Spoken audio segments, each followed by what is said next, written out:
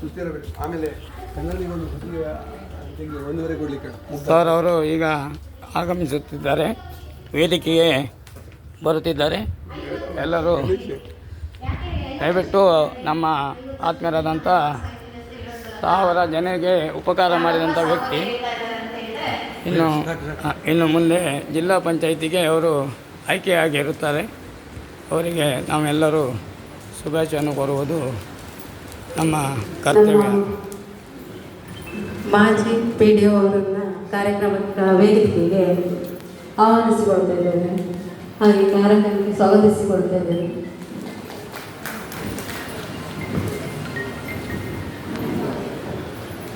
ನಮಸ್ತೆ sir.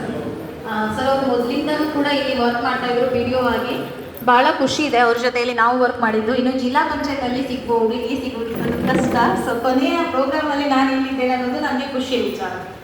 Okay, ನಾನು ಮಾತಾಡ್ತಿದ್ದ ವಿಷಯದಲ್ಲಿ ಹೇಳಿದೆ 50 ವರ್ಷಕ್ಕೆ ಲಿಮಿಟೇಷನ್ ಹಾಕಿಬಿಟ್ಟಿದ್ದಾರೆ. ಯಾಕೆ ಅಂತ ಹೇಳಿದ್ರೆ 50 ಮೇಲೆ ಯಾವಾಗ ಬೇಕಾದರೂ ಮನುಷ್ಯ ಸಾಯ್ಬೋದು. ಅವಾಗ ಹೇಳಿದ್ರು ಆ ಕಾಯಿಲೆಗಳು, ಈ ಕಾಯಿಲೆಗಳು, ಇನ್ನೊಂದು ಮತ್ತೊಂದು ಆಕ್ಸಿಡೆಂಟು ಅಲ್ವಾ, ಯಾವ ರೀತಿಯಲ್ಲಿ ಹೋಗ್ತದೆ ಅಂತ ಹೇಳಕ್ಕಾಗಲ್ಲ. ನಮ್ಮ ಜೀವಿತಾವಧಿ 50 ವರ್ಷದ ಮೇಲೆ. ಇದ್ರ ಮೇಲೆ ಏನೋ ಒಂದು ವ್ಯಕ್ತಿ ಬದುಕಿದ್ರೆ ಏನಪ್ಪ ನಮ್ಗೆ ಅಷ್ಟು ಕಟ್ಟಾಗಿದೆ ಅಲ್ಲ, ನಾನು 36 ವರ್ಷಕ್ಕೆ ಅಂತ ಹೇಳಿದ್ರೆ ಈ ಮುಂಚೆ ಮಾಡಿದವರಿದ್ರೆ ಅವರಿಗೆ ಕಂಟಿನ್ಯೂಯೇಷನ್ 54ರಿಂದ 55ರವರೆಗೆ ಅದು ಕಂಟಿನ್ಯೂಟಿ ಆಗ್ತದೆ.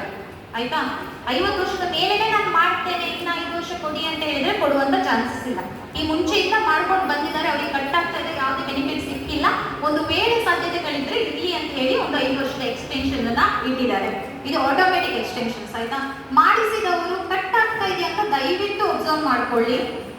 ಯಾಕೆ ಅಂತ ಹೇಳಿದ್ರೆ ಲಾಸ್ಟ್ ಟೈಮ್ ಒಬ್ರು ಇದೆ ನಾನು ಮಾಡಿದ್ದೇನೆ ಕಟ್ ಆಗ್ತಾ ಇದೆ ಅಂತ ನೋಡೇ ಇಲ್ಲ. ಅವ್ರು ತೀರ್ಕೊಂಡ್ರ ಮೇಲೆ ಹೋಗಿ ಚೆಕ್ ಮಾಡಿದಾಗ ಆ ವರ್ಷದಲ್ಲೇ ಅವರಿಗೆ ಕಟ್ ಆಗಿದೆ. ಪಾಪ ತೀರ್ಕೊಂಡು ಆ ಟೈಮಲ್ಲಿ ಅವ್ರ ಮನೆಯವರಿಗೆ ಏನು ಸಿಗ್ತದೆ, ಅದಕ್ಕಿಂತ ಮುಂಚೆ ಎಲ್ಲ ಕಟ್ ಆಗಿತ್ತು. ಅವ್ರ ಬ್ಯಾಡ್ ಲಕ್ ಏನೋ ಗೊತ್ತಿಲ್ಲ, ಬಟ್ ಆ ಟೈಮಲ್ಲಿ ಆಗಿಲ್ಲ. ದಯವಿಟ್ಟು ಚೆಕ್ ಮಾಡ್ಕೊಳ್ಳಿ ಒಂದು ಸಲ.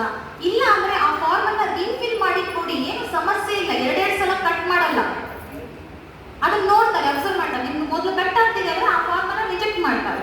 ಇಲ್ಲ ಕಟ್ ಆಗ್ತಾ ಇಲ್ಲ ಅಂತ ಹೇಳಿದ್ರೆ ಅದನ್ನ ಆಕ್ಟಿವೇಶನ್ ಮಾಡ್ತಾರೆ.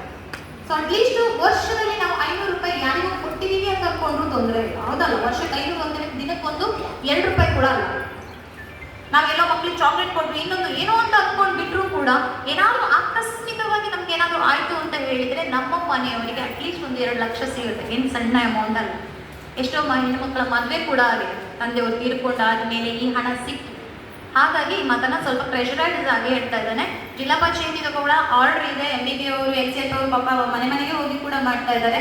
ಅವರಿಗೇನು ಅಮೌಂಟ್ ಬರಲ್ಲ, ಹೌದಲ್ಲ. ಸೊ ಸಿಗೋದಿದ್ರೆ ಯಾರಿಗೆ ಬೆನಿಫಿಟ್ಟು ನಿಮಗೆ. ಆದ್ರೆ ಅವರು ಸೋಷಿಯಲ್ ವರ್ಕ್ ಆಗಿ ಇದನ್ನು ಮಾಡಬೇಕು ಅನ್ನೋ ಒಂದು ಇಂಟೆನ್ಷನ್ ಮೇಲೆ ತುಂಬಾ ಹಾರ್ಡ್ಲಿ ಬಂದು ನಿಮ್ಮ ಹತ್ರನೇ ಬಂದು ಕೆಲಸ ಮಾಡ್ತಾ ಇದ್ದಾರೆ. ದಯವಿಟ್ಟು ಅವರಿಗೆ ಸಹಕಾರ ನೀಡಬೇಕು. ಮತ್ತೆ ಪೆನ್ಷನ್ ಹೋಲ್ಡರ್ಸ್ ಏಜ್ ಎಲ್ಲ ಇರ್ತಾರೆ ಅಥವಾ ಏನಾದ್ರು ಹಣ ಬರ್ತಾ ಇರೋದು ಗವರ್ಮೆಂಟ್ ಇಂದ ಹಣ ಬರೋರು ಇದ್ದಾರೆ ಅಂತ ಹೇಳಿದ್ರೆ ಅವರ ಡೆತ್ ಏನಾದ್ರು ದಯವಿಟ್ಟು ಡೆತ್ ಸರ್ಟಿಫಿಕೇಟ್ ಅನ್ನ ಬ್ಯಾಂಕಿಗೆ ಒಮ್ಮೆ ಸಬ್ಮಿಷನ್ ಮಾಡಿ. ಯಾಕೆ ಅಂತ ಹೇಳಿದ್ರೆ ಡೆತ್ ಆಯ್ತು ಅಂತ ಹೇಳಿದ್ರೆ ಅದರ ಮೇಲೆ ಗವರ್ಮೆಂಟ್ ಹಣವನ್ನ ಬರದಿರೋ ಹಾಗೆ ನಿಲ್ಲಿಸ್ತಾರೆ. ಅವಾಗ ಏನಾಗುತ್ತೆ, ನಾಮಿನಿ ಅವರು ಸಿಗ್ನೇಚರ್ ಹಾಕಿ ಅವರದ್ದು ಏನು ಅಕೌಂಟ್ ಅಲ್ಲಿ ಹಣ ಇದೆಯೋ ಈಸಿ ತಗೊಂಡು ಹೋಗ್ಬೋದು. ಇಲ್ಲ ಅಂತ ಹೇಳಿದ್ರೆ ಗವರ್ಮೆಂಟ್ ಇಂದ ಹಣವನ್ನ ವಾಪಸ್ ಕಳಿಸ್ಬೇಕಲ್ಲ.